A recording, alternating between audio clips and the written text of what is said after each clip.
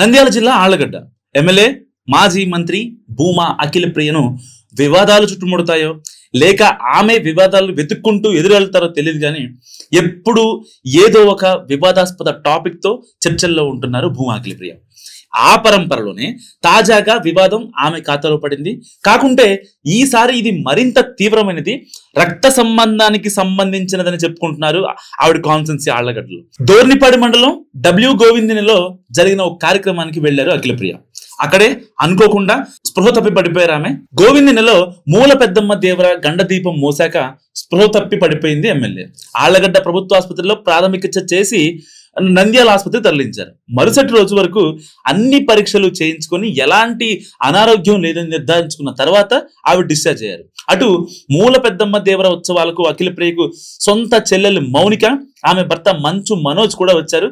అఖిల పెద్దనాన్న భూమా బ్రహ్మానందరెడ్డి ఆహ్వానం మేరకు వాళ్ళు కూడా ఉత్సవాలకు హాజరయ్యారు. కానీ బ్రహ్మానందరెడ్డి ఇంటికి అఖిలప్రియ వెళ్ళలేదు.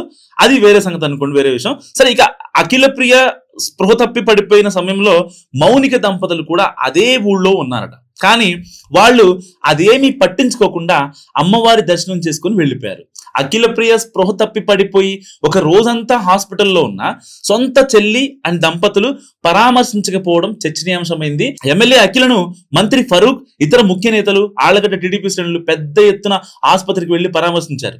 అయినా సరే ఘటన జరిగినప్పుడు అక్కడికి దగ్గరలోనే ఉన్న సొంత చెల్లి మౌనిక పరామర్శించకపోవడం ఏంటన్నది ప్రస్తుతం నంద్యాల పొలిటికల్ సర్కిల్స్ లో బిగ్ క్వశ్చన్. ఆ మధ్య జరిగిన దివంగత శోభా నాగిరెడ్డి వర్ధంతి కార్యక్రమానికి మౌనిక, మంచు మనోజ్ వెళ్లిన సందర్భంలోనూ అక్క చెల్లెల మధ్య మాటలు లేవు. కేవలం భూమా ఘాట్ కు వెళ్లి నివాళులు అర్పించి అటు నుంచి అటే వెళ్లిపోయారు మౌనిక దంపతులు. సో అప్పుడు అఖిలప్రియ ఇంటికి వెళ్ళలేదట. అయితే 2 ఏళ్ల క్రితం కూడా ఇలాగే భూమా ఘాట్ కు వెళ్లి అఖిలను కలవకుండానే మౌనిక దంపతులు వెళ్ళిపోయారు. వాటన్నిటినీ ఇప్పుడు జరిగిన తాజా ఎపిసోడ్ తో పోల్చి చూసుకుంటున్న వాళ్ళు భూమా సిస్టర్స్ మధ్య సత్సంబంధాలు లేవా అని కూడా అనుమానాలు వ్యక్తం చేస్తున్నారు.